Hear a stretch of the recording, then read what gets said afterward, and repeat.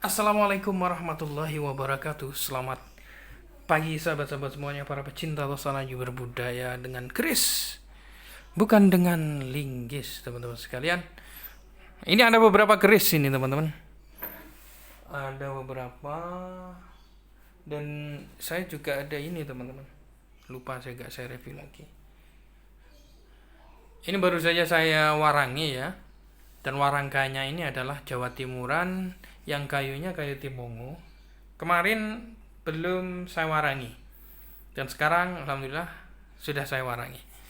Coba saya buka teman-teman seperti apa kerisnya. Bismillahirrahmanirrahim. Wah. Teman-teman sekalian, kemarin sempat saya ulas, keris ini adalah bertangguh wengker ya. Wengker itu Wengker Ponorogo ya teman-teman, dan dapurnya adalah jangkung.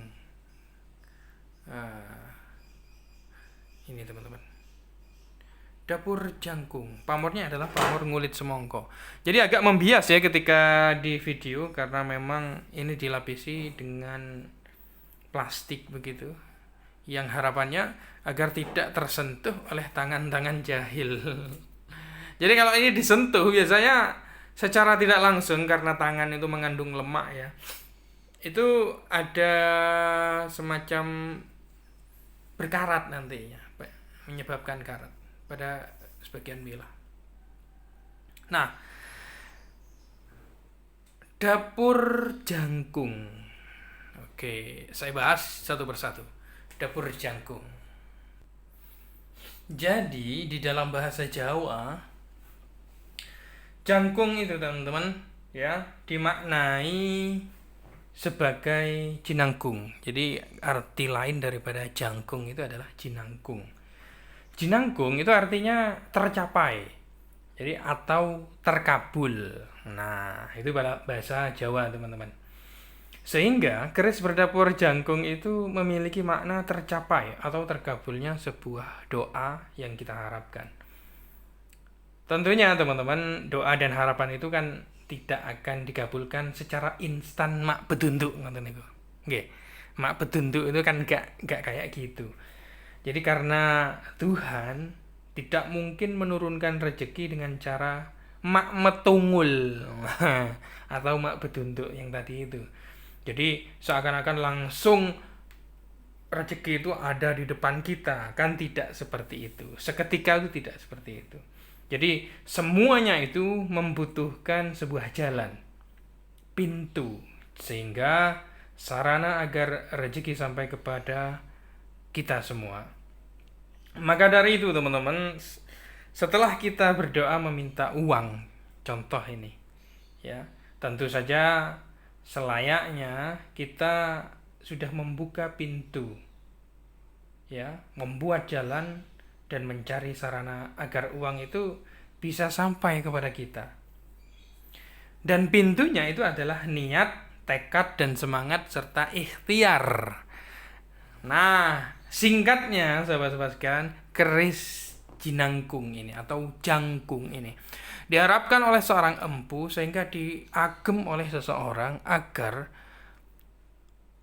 cita-citanya itu tercapai ya.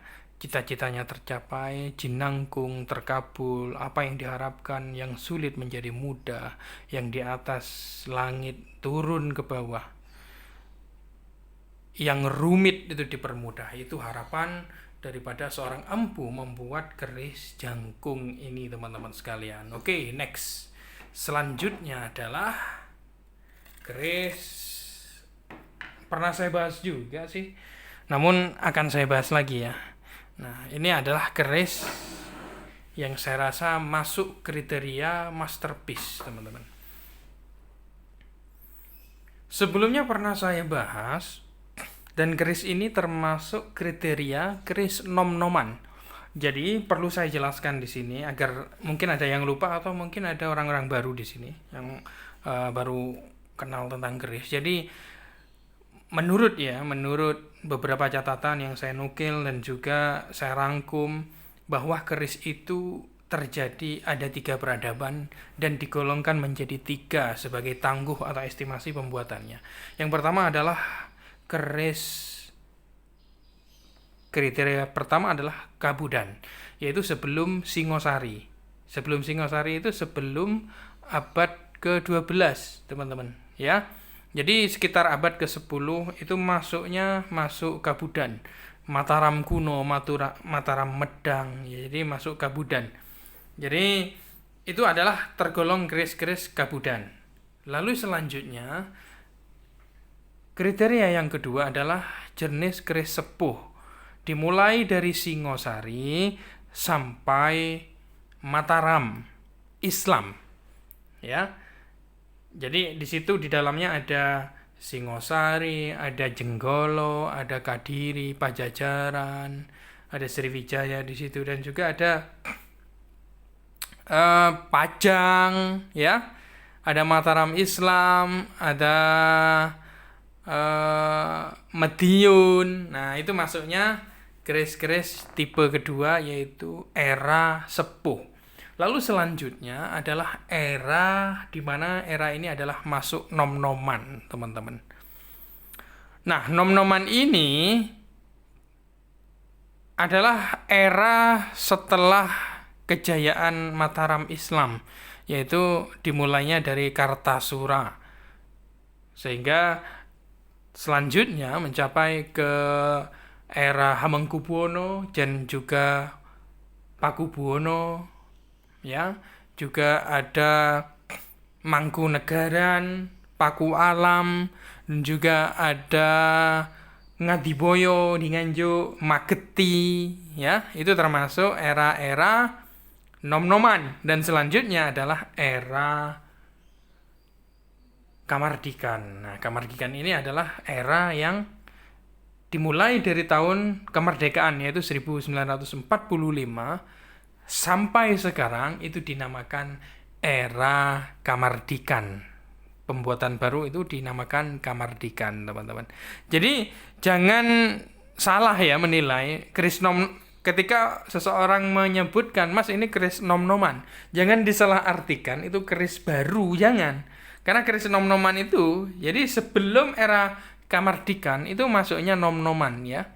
Jadi bisa dikatakan keris sepuh gitu. Nah, meskipun kata sepuh ini sebetulnya adalah kata kerja, ya, menyepuh di dalam keris, ya. Menyepuh itu adalah kata kerja. Oke, teman-teman sekalian. Kembali kepada keris yang akan saya review ini. Langsung saja saya buka. Untuk warangkanya adalah warangka Sandang Walikat. Oke, ini adalah keris Pakubuwono, atau lebih familiar orang menyingkat dengan nama PB. Nah, bismillahirrahmanirrahim. Lebih tepatnya ini adalah PB ke-9, teman-teman sekalian. Saya buka ya. Bismillahirrahmanirrahim. Oke, seperti ini, teman-teman. Nah, keris ini bernama Dapur Parung Sari. Untuk pamornya sendiri adalah pamor Woswutah. Dan pada bagian gandik terdapat Panjiwilis Kinatah, teman-teman. Coba kita perhatikan. Oke. Ini ya. Dan wuwungannya pun itu terdapat Kinatah. Nah, sahabat-sahabat sekalian, perlu saya jelaskan di sini perihal Parung Sari. Kita nilai secara aspek filosofi, ya. Jadi kata parung itu dapat diartikan deretan lereng bukit dan lembah. Sedangkan sari dapat diartikan sebagai bunga. Jadi, sahabat-sahabat sekalian, secara harfiah, Parung Sari dapat diartikan sebagai hamparan elok. Ya, hamparan yang bagus, hamparan bukit dan lembah yang dipenuhi dengan bunga-bunga yang indah. Mungkin itulah pemaknaan paling sederhana dari Parung Sari. Keris Parungsari itu melambangkan sebuah harapan akan kehidupan yang tentram, adem ayem, damai, dan indah. Jadi bagaikan hamparan lembah yang ditumbuhi banyak bunga-bunga. Jadi begitu sejuk, begitu damai, harum, dan indah. Itulah filosofi daripada keris Parungsari. Jadi sebagai simbolisasi sebuah harapan bagi pemiliknya agar dapat meraih kehidupan seperti makna daripada Parungsari. Nah, itu ya teman-teman secara singkat makna filosofi daripada Parungsari. Oke, saya rasa begitu.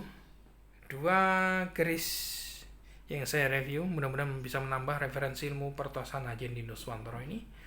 Mudah-mudahan Anda di rumah diberikan sebuah kebahagiaan yang terus-menerus, sebuah kebarokahan umur dan juga kerejekian, sehingga dapat menjalani hidup ini dengan adem ayem tentrem dan juga menjalin sebuah kehidupan yang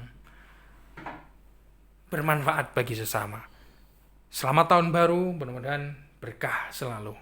Wassalamualaikum warahmatullahi wabarakatuh. Salam budaya.